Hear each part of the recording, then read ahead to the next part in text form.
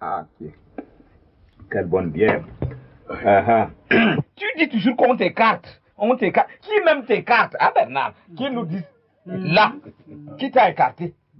Papa Fabien veut que toutes nos femmes lui apportent à manger tous les jours. Et pour qu'il en profite de les regarder, vous savez bien sa façon de regarder les femmes. Hein? Oui, c'est bien parlé. C'est vrai. Bien trouvé. Champion. Abanat. Il ne faut pas me prendre pour un enfant. Quand je dis que vous m'écartez, ça veut dire que vous m'écartez. Quand vous mangez, vous ne m'appelez pas. Quand vous buvez, vous ne m'appelez pas. Tiens, l'affaire des forestiers. L'affaire des forestiers. Quand ces gens sont arrivés, n'est-ce pas que j'étais de toutes les réunions? N'est-ce pas, j'étais le premier à donner les meilleures idées? Des idées que tout le monde approuvait. Mais quand l'argent est venu par carton, qui a encore pensé que Papa Fabian existe? Vous avez tous reçu des tas d'argent. C'est par hasard que j'ai appris à Matinoine. C'est par hasard que j'ai appris que l'argent est arrivé. Qui? Fabian. Maniswa. Chef, je suis obligé de répondre à Papa Fabian. Parle. Parce que là, son propos m'interpelle. Et puis, vous savez tous que j'étais le président du comité de suivi de cette affaire. Oui, c'est nous qui t'avons élu. Seul interlocuteur des forestiers. Ouais, face à eux. Voilà. Bon, je remercie Papa Fabian parce que tu as dit ici tout haut ce que d'autres pensent dans leur cœur sans pouvoir déballer devant les gens. Quand ils sont arrivés, on a dit qu'ils ont donné de l'argent. Beaucoup d'argent. On a déposé de l'argent. On n'a pas vu ce que cet argent a fait. Aujourd'hui, donc, je m'en vais vous dire où est passé cet argent. Premièrement, quand les forestiers sont arrivés avec leur histoire là, de couper les arbres dans notre forêt, j'étais le seul. Tafil était le seul qui avait catégoriquement refusé. La forêt, vous savez ce que c'est? Mais c'est tout ce que le paysan a comme richesse. C'est tout ce que nous pouvons léguer à nos enfants demain ou après-demain. Hein? Et je vous avais pourtant dit qu'il ne fallait pas regarder au présent, qu'il fallait projeter votre regard dans l'avenir. Et surtout, de voir quelles conséquences cette saignée pouvait apporter.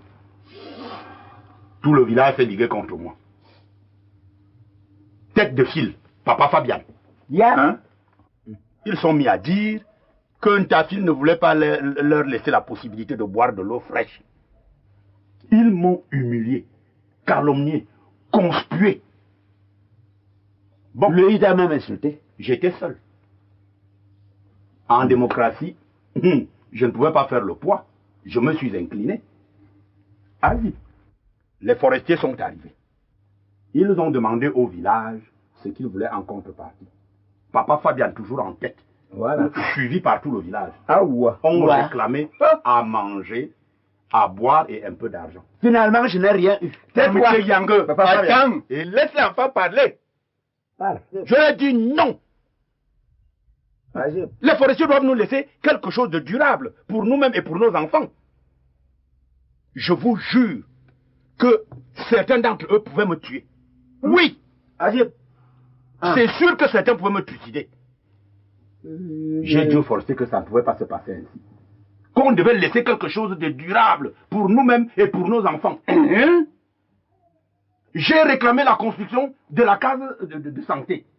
J'ai réclamé la construction d'une école. Voilà. Qu'est-ce que tu veux me dire à Papa Fabian? Toi, tu me vois en train d'aller à l'école? Et pourtant, ses neveux fréquentent dans cette école. Oh. Ta fille a donc réussi à convaincre les forestiers. Azibi, faut m'écouter. Martina, tu sais bien que ça s'est passé ainsi. Même si tu es mon père, hein, laisse-moi te dire la vérité. Quand il y en a pour un, il y en a pour quatre. Toute une vie. Ya. Ah oui. Azib, on n'a pas donné de l'argent pour donner. On a donc dédommagé ceux qui avaient eu des préjudices, donc des dégâts dans leurs champs, dans leurs plantations, ou je ne sais pas quoi. Le terrain de nos ancêtres. Alors, j'ai négocié avec le comité de suivi. Et le sous-préfet a donné son avis. On a prélevé un peu d'argent pour donner à manger et à boire à tout le village. Sinon, on allait me tuer. Ah, il y a encore eu beaucoup de problèmes. Le sous-préfet est intervenu. Eux-mêmes, ils ont élu un comité de suivi et de gestion dont je suis président. Bon, on a donné beaucoup d'argent, c'est vrai. Mais par exemple, pour la construction de la case de santé, au jour le jour, le comité a rendu compte à tout le village. On vous rendait compte, jour après jour, des dépenses effectuées. On a terminé la case de santé. Elle est là.